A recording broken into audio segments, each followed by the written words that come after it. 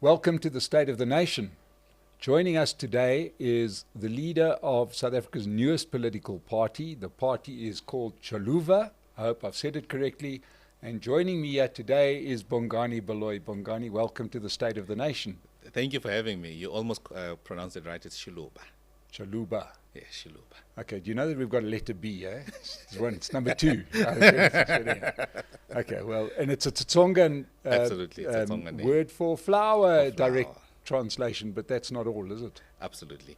Look, for us it was important to show our pride and appreciation for the diversity of the country and naming something in an indigenous language. I mean, we are foregoing the traditional way of entering politics and calling it in English. I mean, we could have called it the association of such and such and whatever, but we felt no, let's break the mold. Let's call ourselves what we are, and we believe that we are flowers of the nation. And this flower does not just represent a physical flower, but it also represents our aspirations, our future, our hope. And naturally, if you holding a flower that's dear to you, you look after it. You really ensure that you protect it and nurture it. And that is our aspiration. That is our future. That's our hope. Right, now Bongani, the party may be new. You're still a young guy, but you're not new to politics, right? For anybody who doesn't know, Bongani was a very successful mayor of the Midvaal municipality here in Gauteng, very successful, ran the place, got astounding results as a member of the Democratic Alliance, leader of Midvaal, and doing particularly well there. You were the mayor there for how many years? For 8 years. For 8 years, and then left at that point, and there was much speculation as to your future. And we had you just over a year ago when you had joined Action SA, and Herman Mashaba was trotting you out around the country as the great signing. He looked a little bit like Pep Guardiola back then as the super manager, showing his brand new signing, and there was a lot of commentary that this was quite a coup for Action SA to get you on board. They made you head of Gauteng, and but sadly that didn't last. So go us through. Let's start at the end first. Why not Action SA? Look, for me, how things ended demonstrated to me that a platform that is a real alternative and can appeal to young people is necessary. And my experience with Action SA, which I still think have a role to play in the future of the country, but is not such a vehicle where something like that could happen. It became apparent and very clear to me that the energy that one has and the agency that one has would always reach its limitation and ceiling very quickly in an environment where there's firm, concrete views about what we need to do and how we need to do all of those things, without the appreciation that there might be differences of views. And most importantly, institutions become institutions when they start managing conflict and differences of views, beyond just being a Mashaba and Michael Bowman thing, but really becoming an institution which can really deal with the dispute. Sorry.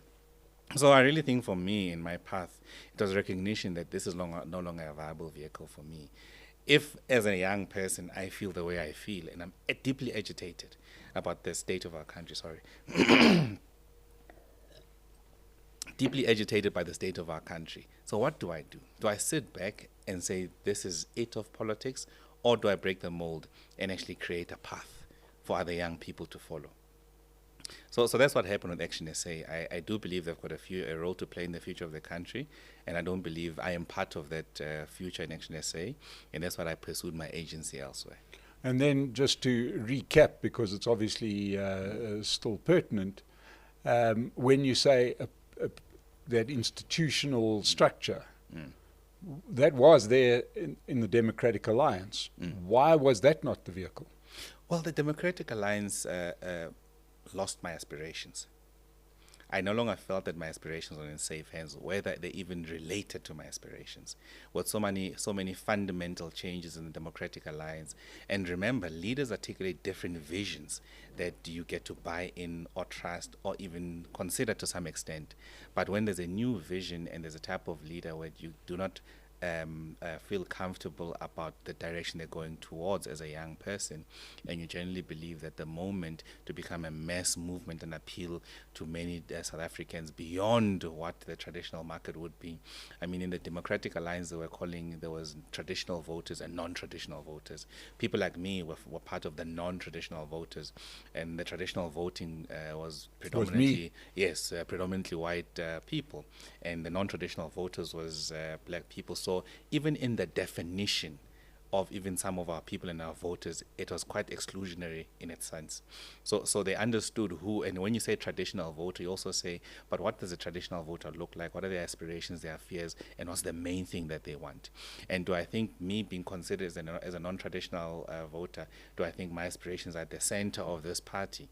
So I really think there were those internal contradictions, and I knew from the onset when I joined the Democratic Alliance, and I sought to be part of that change in contributing, because whenever I look at institutions that I'm part of and I think there's a problem here, for me it's always a signal for me that I must attempt to correct, and I must add and contribute some value in trying to remedy that situation.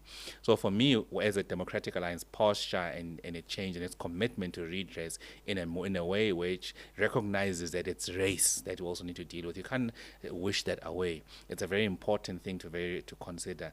And for someone like me, it's important. I want you to see me that I'm black.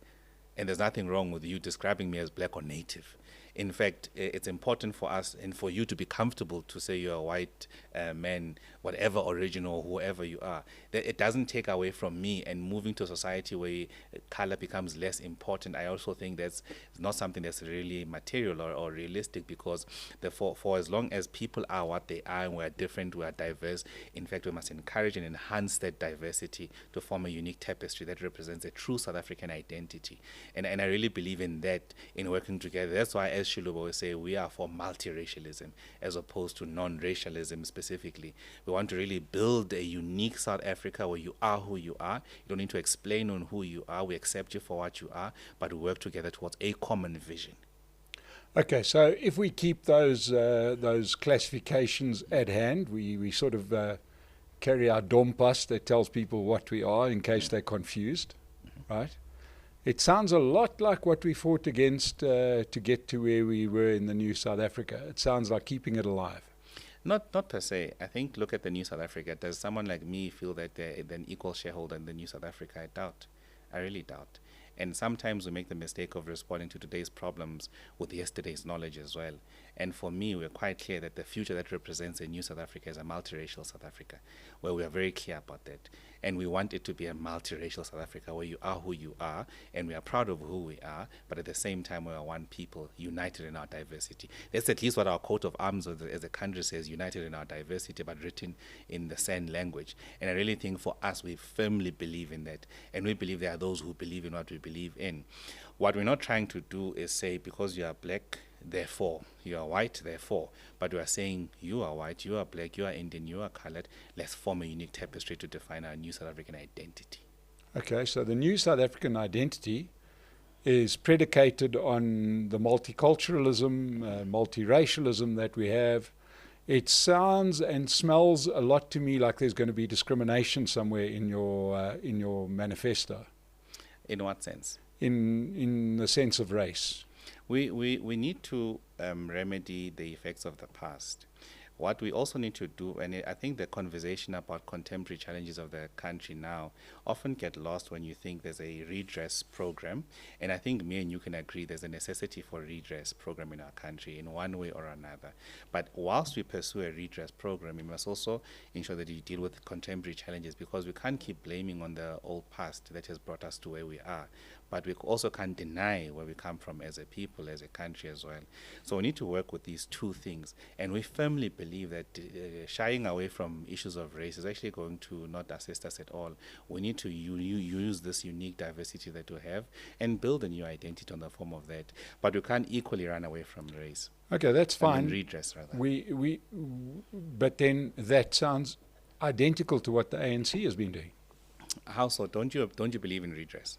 I believe in redress. I 100% believe in redress. I think it's the way we get there. And I think that redressing a country like South Africa, which is in desperate need of redress, is a lot easier than it would be in other societies. For example, it's a lot easier to redress when we've got a very, very competent large majority that need a bigger share of the pie.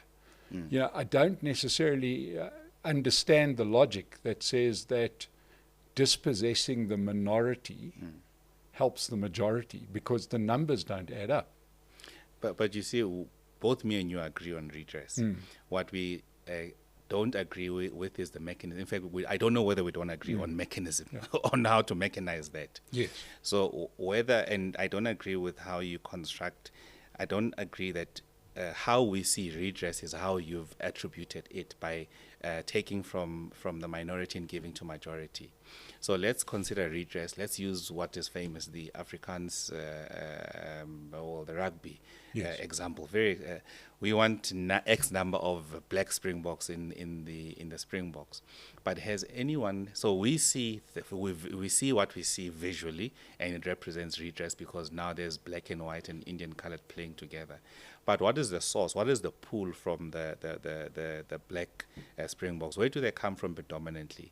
And you'd find that predominantly they come from Ivy League schools and from, decent government schools. But have you found a Springbok that comes from Soweto, where the bulk of the population are, where there's no infrastructure? They don't even interface with rugby between the ages of 6 and even 16 or even 18. It's something they see on TV. So when you speak redress, we are actually speaking how to introduce the different options from the ground. That's part of redress. So how we see redress, both from how you expand the pool of those who will ultimately make it to the Springboks at one stage or another, means you must address access from the base, means you must address education. So education for us is an important part of redress. So many people limit the limit redress to economic aspects, limited to broad-based black economic empowerment scores. I mean, the codes that are attributed there, the ownership component, the enterprise development component, and including the number of black people appointed there. But then again, we're also dealing with something that needs to be resolved by government. Had government not introduced the empowerment policies, do you think we'd be where we are as a country today? I don't necessarily believe so. I think we'd be way further down the road than How what so? we are. And I'll answer that in a very simple way. It kind of cuts in two ways. And, I have to declare immediately to being a big fan of the free market, right? Not for everything, and I do understand the role of government, and I'm not somebody that says privatize everything, because I think that's when people say that, they're not thinking clearly or they haven't done enough research. There's a place for government and there's a place for private sector, and both have to support. But we've got to understand that the government gets funded by the private sector's activities, right? So in my opinion, I think that legislation harms in two ways, right? Number one, it takes the existing, and let me use that quaint old phrase, the owners of the means of production, which is, I have to laugh when I say that, because we're now in a world where we don't have big factories with big machinery, so what are the means of production? That's a whole separate discussion. But let's just call it what it is, white business, right? When I came into the job market in the 1980s, working for some of South Africa's biggest corporations, they were busy redressing their staff complement. They understood that they couldn't be selling financial products with an all-white staff, right? That was a lot. The country was burning at the time, right? But those companies understood that their future market was not going to be the white market. That's going to be a part of their future market, but there's a great big bulge. They saw the opportunity, and the way to expand into the opportunity was to reform their country. That's logic, right? So, the carrot is far more powerful than the stick, believe me, and we'll get onto that in a second. So I think that what it did do by formalizing this into a tick box number crunching exercise, held back the natural progression, number one. Number two, by having this policy in place, the most talented of black professionals will get snapped up by a corporation that can offer them a salary way over the odds, rather than that talented person starting their own business, right? Because I need to get a black CA because all my CAs are white. Therefore, instead of giving the guy a normal startup salary, there's a bidding war going on for this kind of talent. I pay way over the odds, and the guy gets stuck in an office at an accounting firm or a big corporate, instead of unleashing those talents in the private sector, right? So where's the biggest part of black talent in South Africa? Sure as hell ain't in the government. We know that by their own performance.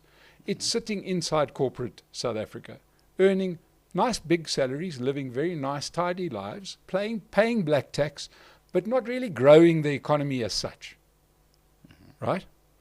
Then on the other side, a part that I feel absolutely strongly about is that I think that the biggest part of white privilege is that I get treated like some kind of super being that has to be legislated against, or else I'm just too powerful. I have got all the confidence in the world, especially if I'm a young white South African who feels that they were discriminated against on the rugby field, to feel they're discriminated in universities and the job market. These guys are walking on air, feeling so confident. On the flip side, all that black youngster must be hearing is, you're just not good enough. We have to step in to help you because you can't make it on your own. So therefore, we need all of this legislation to help you, despite the fact that Bongani is an extremely talented person, right? Who can get there quite comfortably on his own. He doesn't need my help. In actual fact, maybe he starts his own political party. So this is, to me, my reading of the situation, which I will put my hand up and declare I haven't changed in 40 years, right? Where I see those kind of programs not being helpful to the people that they intend to help. In fact, to be harmful to the people that they intend to help, right? Yeah. To go back to the position, couldn't agree with you more. It starts at the education level. What did our government do? They tried to take control of the education and kick the kind of parents out of that stakeholding position within the lower end schools. What did the smart parents do? All of the people with money, not just white, right? They said, well, you know what, we can't trust the government to deliver. We want to be part of the solution. Therefore, where could we do it? We'll start our own school. Yeah, look, I differ with you in a number of respects, and let's deal with that. The state has a responsibility to redress. And to use legislation. We did not, the 1943-47 project happened because of the state passing legislation to do specific things. And those specific things that the state undertook to do, they excluded and segregated black people from opportunities, but also placed them at the periphery from economic activity. So it meant that my grandfather had to wake up at 4:30 to get to work at 8 o'clock. And so the bulk of his time was on traveling, so he didn't spend a lot of time with the family. And on weekends, had to do what he had to do, a second job to meet the ends of the family, the demands. So he never got an opportunity to be educated and to actually pursue his agency because it was limited, and because black people were seen as people who were not even worthy of voting. So such a history, we often tend to just gloss over it because we believe that it's rightly so in the past, but it has deep effects. And one of the ways to remedy that, you need national legislation that sees black people as equals. So when people refer to affirmative action, and I think you touched on it briefly, people often assume that it's for weak candidates who cannot compete. But we don't deal with the fact that black people did not get the opportunity to actually be seen as people who can adequately hold some key positions. Leave this BE compliance thing where you find the majority of compliance is for human resource and some CAs here and there. But you change the structure of government from an employment point of view and the profile of the people you employ by using that legislation. And I'm of the firm belief that that legislation, in fact, did not allow nature to take its course. In fact, it took the nature's cause into action by accelerating it. And I don't think would be where we are. We don't even know. We might not. But what we know is reality today. What I do concede is the negative consequences of that decision that have manifested in a variety of ways. And I think it's for us to apply our minds how we deal with those things, right? And I do accept and appreciate that if the economy grows, more people get employment automatically. And I'm also of the view that government must do as much as it can to alleviate the challenges of those who are starting up, and also to build a culture where many people can become entrepreneurs and employ themselves. But also forego the appreciation that not everyone wants to be an entrepreneur. No. Some people are just comfortable to have your skill and sell your skill and be employed and deliver on that basis. And that's perfectly fine. But I really think that as we move on with the type of program we're approaching, we need to give a contemporary meaning to what redress is. And that's why I like to say I think we have to solve the contemporary problems as a country, but not forgetting where we come from as well and how you get those two things to align. Okay, so let's move on.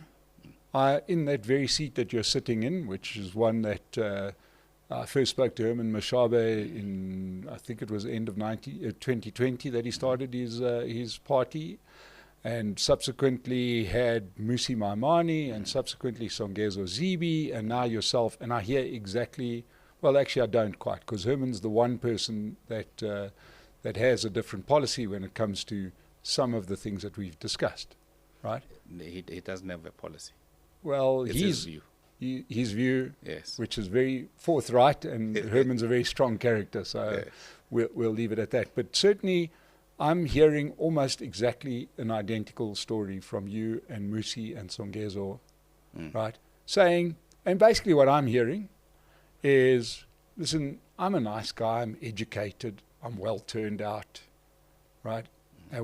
We'll just be the ANC, but just do it better. I don't agree. And where's the point of difference? The point of difference is our ideology as a party and our name as a party. We prefer our ideology to be an African philosophy, which is Ubuntu.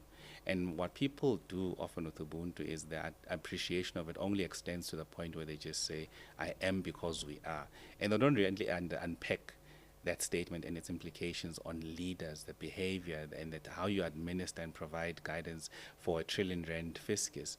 And what I've delivered is part of what you're speaking about in introducing me and the success in Midval, where I prove that an ideology that I deeply held under the DA, I use that to guide me in how you preside over the affairs of people by being voted for by the people. And for me, it had led to success in building an institution. How many people do you know at this day and age who have led public institutions and walked away from public institutions in good health, that remain and persist in good health? And that's something nobody can take away from me. And from me, I was intentional about how I advocated for that without saying much to anybody, but because it was an underlying principle and a belief and a philosophy which I inculcated deeply into the fabric and culture and DNA of the institution. So that's what makes me fundamentally different in how we approach this. So and also, how many people are speaking about non-racialism and we're speaking about multiracialism? And I think some of those differences may be nuanced, but for us it's clear differences. That's why we are not Action SA, we are not ANC. But at the same time, if you say this is a glass of water and everyone agrees this is a glass of water, why must we be described by those who also agree that this is a glass of water? Okay, so let's, I challenged Musi because there's certain things that concern me. Right. For example, I'm concerned that when one legislates discrimination to do away with discrimination, it just becomes another big umbrella that you can hide good deeds and bad. Right. And we've seen that with state capture. Basically, the thing that was used to expedite state capture was the very redress policies of the government. That's really what facilitated the state capture. It's just quite easy. You can say, for example, right now, we sit with load shedding, half of our lives. Why? Because under redress, we can't have these big coal mines supplying coal to these big power stations. Therefore, let us get contracts. So instead of one big coal company who can provide the coal, 50 people are driving trucks where a conveyor belt used to be, right? In the name of redress. I don't agree again. You tell me where's the difference, because if you're disagreeing with that, then every media house has it wrong, and the newspapers and our eyes when we travel to Mpumalanga has it wrong. So if you look at, we've never actually had a conversation or an interest about who are the biggest beneficiary from state procurement. We speak about where things go wrong, and I'm not too sure if a Bidvest is benefiting because of redress. I'm not sure, or whether Busasa benefited purely because of redress, and many other companies who are supplying all of these institutions. I would contest that vociferously without that proof. So when you reduce what happened by corrupt individuals, so we must brand it what it is, and I'm uncomfortable and I disagree that you're going to brand the corruption and mask it under redress and claim that facilitated that. I disagree with that completely. Well, let me put it another way. Let's use the examples of some of these big corporations that you've mentioned that could certainly they certainly get their share of procurement. Why? Because there's massive legislation, right, that they have to comply with, but they're rich enough to comply, right? So what they do is they go get a black CEO, they go and get a certain number of staff members, they do this, they do that. Their shareholders are out there owning shares that are listed on the stock exchange, so it's quite easy to show a shareholding, for example, but a small operation who should be competing with them legitimately cannot. So all I know is that I've been in business for long enough to know that give us a little gap in business, we'll study that legislation. The first iteration of this was, I'll make my gardener a shareholder in the business, right? I'll change the name from ABC Corporation to Sizwe Corporation. And so it's got a little bit more complex. And as it's got more complex, the deviousness grows, the economy doesn't grow. The application of a law by those who are maliciously complying. But it's impossible. It's impossible, and we should be learning surely from the past to have discriminatory legislation that doesn't get perverted. It's impossible. Where has there ever been a case? You're quite right. Yeah. Being perverted. Yeah. So now we are separating the two things. Okay, but how are you not going to have it perverted? How are you not going to have the procurement policies or any other legislation by any corporate that the government puts in place not being perverted? So now you're speaking about the intention of the end user and those who must comply with a particular legislation. So any piece of legislation could find malicious interpretation and malicious compliance by end users. I don't think it may. I think it will. Yes. So let's be clear on that, because like I said, we've sat here with some of your contemporaries, and they've said may, and we've spirit, and we're all on the same page, and kumbaya. The reality is, put that legislation out there, and every business is 2 weeks away from looking for the loophole. Absolutely, and that's the nature of business. Yes. I'm not arguing about the nature of business. It's the nature of people, not business. No, in this case, I'm separating it for this specific purpose, because in the conversation around corruption in the country, what we often don't appreciate is that there's a role between the corrupt and the corruptee, and we often don't go the full value chain of uncovering what has happened. We are comfortable with dealing with one sector, one part of the value chain, but not the entire part of the value chain. And just a comment that goes to the redress thing, I don't think the drafters of the Constitution were wrong in appreciating in the preamble of the Constitution that we seek to redress the injustices of the past, which has opened the door for that. And I really think there will be a time in our country where it might not be relevant. I don't think the time is now. I really think even how we interpret it within our contemporary challenges will differ slightly from one generation to the next generation until we can get to a stage. And I don't see it as a lifelong thing that will not move or etc.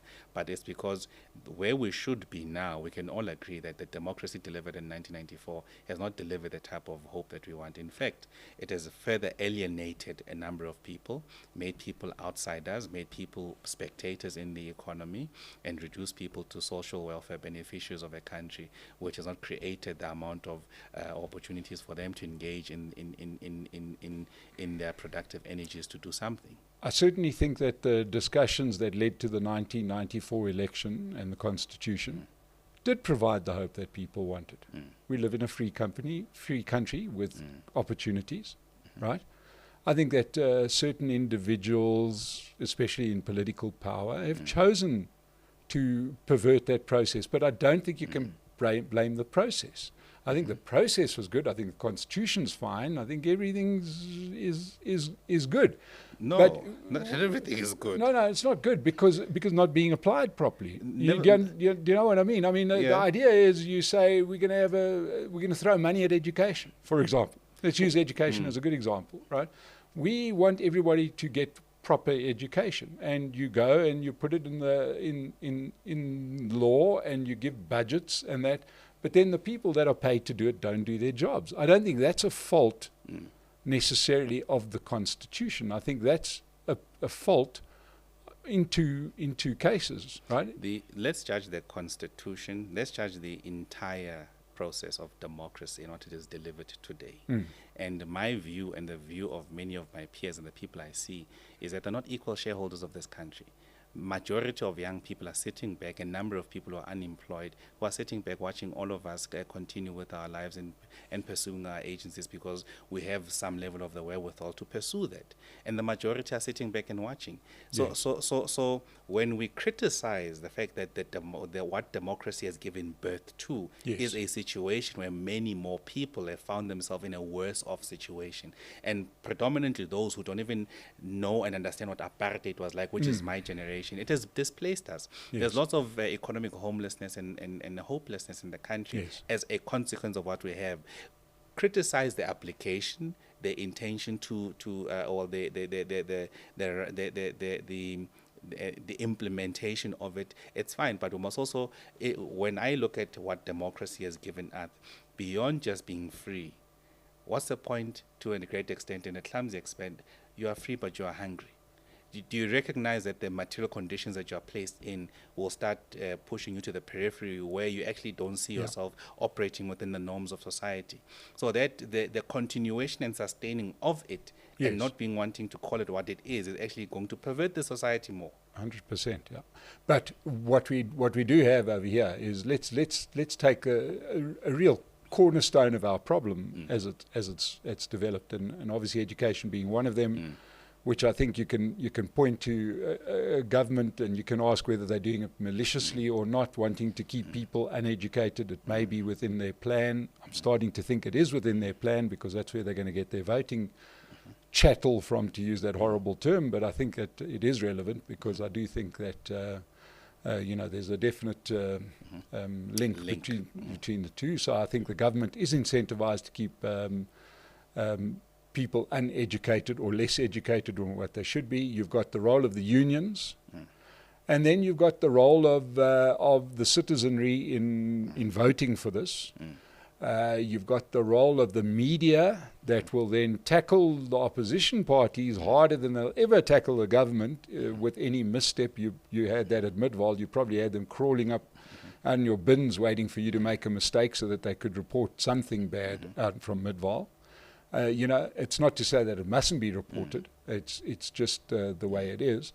And you've got this tendency that we've had in South Africa over the last while to conflate, to say, yes, there was state capture, but look at Khayelitsha, which is a ludicrous statement.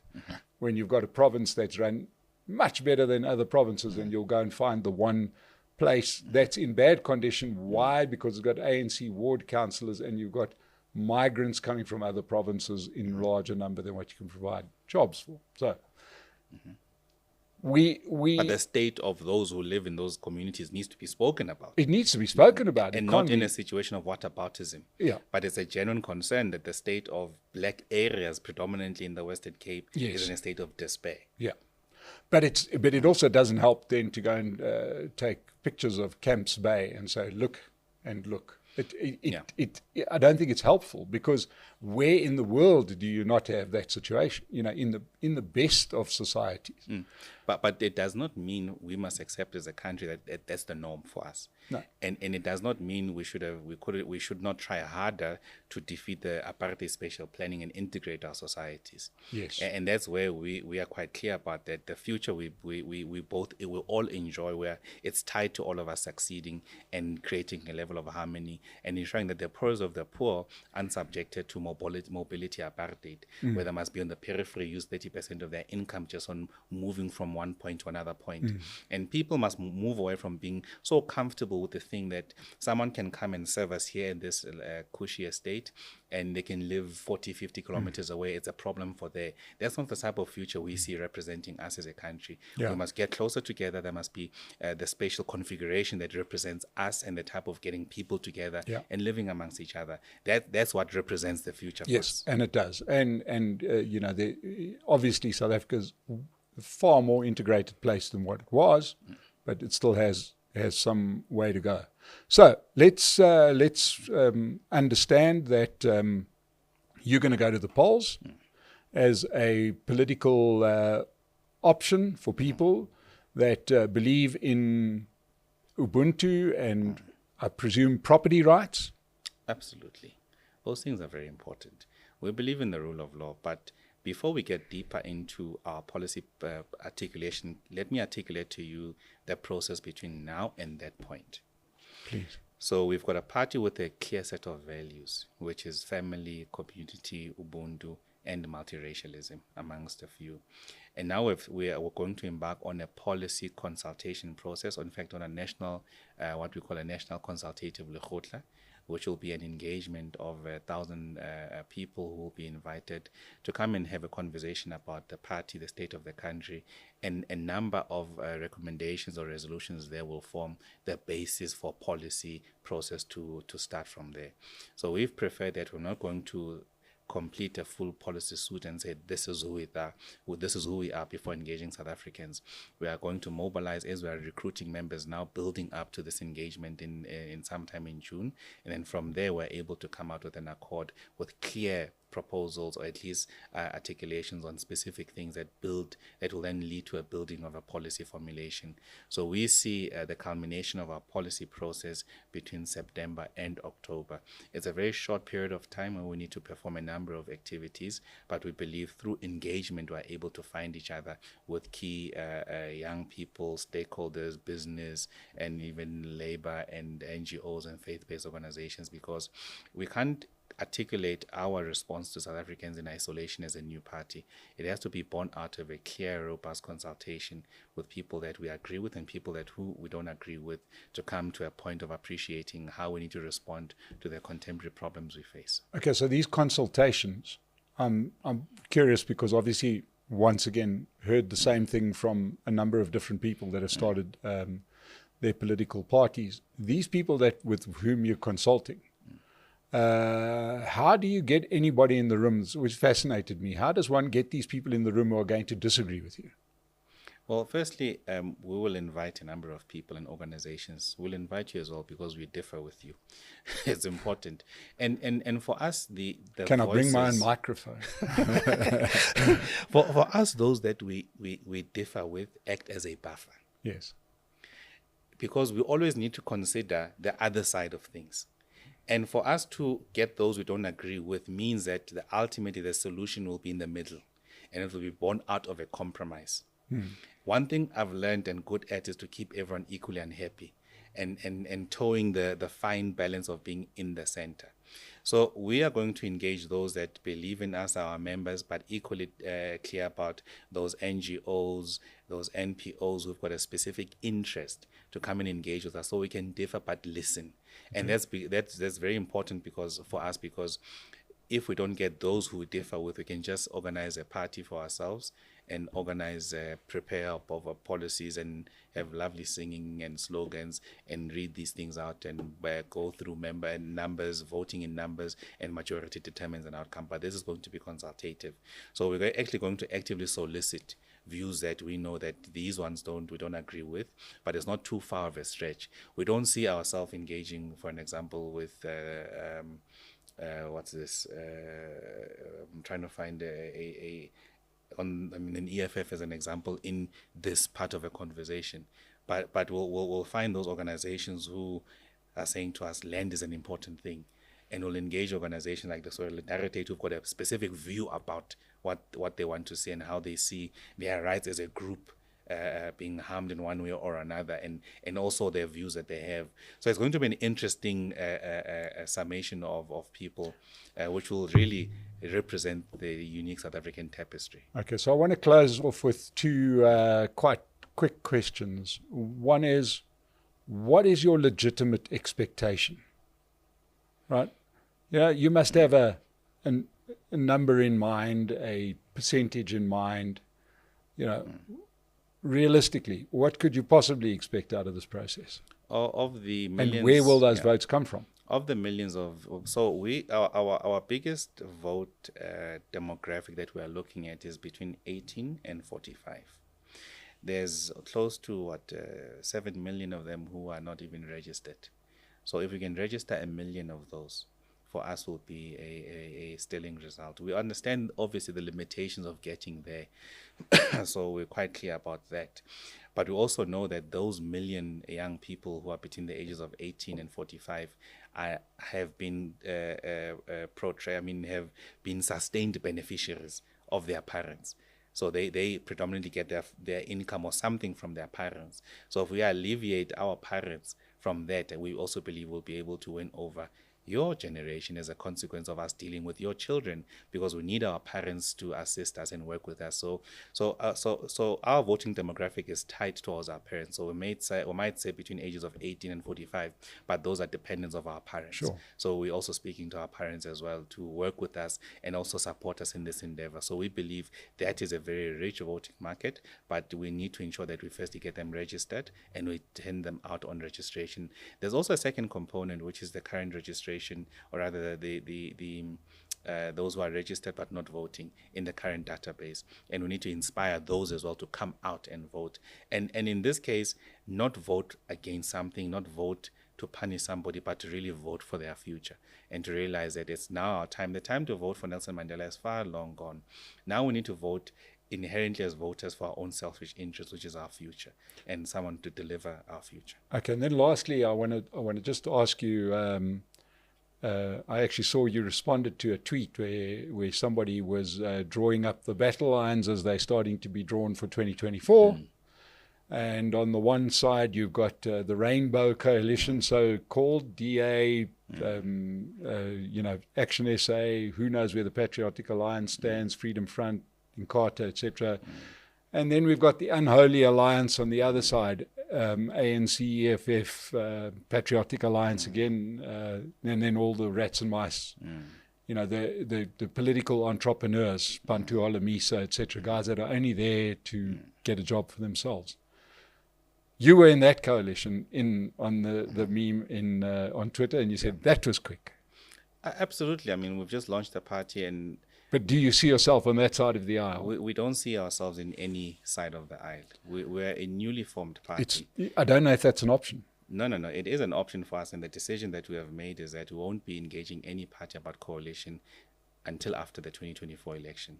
Once we see what we have, we'll definitely apply our minds. But at this stage, there is no position to engage with anybody. So we'll not be talking to any political party until we get to the 2024 election results. We see the results, and then we break into our meeting to really think about scenarios. So even if there's an email waiting for you in your inbox, you're not having a shot at the moon just yet, eh? No, there is an email on the inbox, which I'm responding to today, by the way. And we'll gracefully decline to be part of that. We want to focus on all actions of our party and all energies within our party.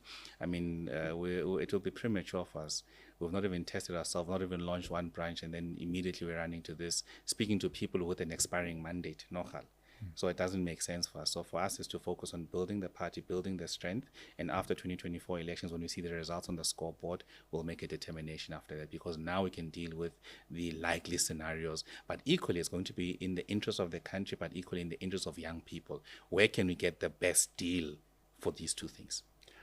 Well, Bongani Baloyi, thank you so much for making it. I know our timing was great. We were going to have you here on the day that you launched your party, and maybe it's best that we're doing this now. But best of luck with the whole Xiluva project. We'll monitor it closely. Hopefully, I've got your number. You're not going anywhere, so we'll get you back here. And as you grow, please, come back and report back. It's wonderful to have these new voices in our politics. Nice young people with new ideas. To everybody that's joined us today, thank you so much. Give Mr. Baloyi a chance. Subscribe to our channel. Give us a chance. We want to get more people over here. Perhaps one day we'll even get somebody from the ANC or the EFF to come and talk. You never know. Yes. But I hope you've enjoyed this today. If you have, please subscribe to the State of the Nation channel, and we will see you again soon.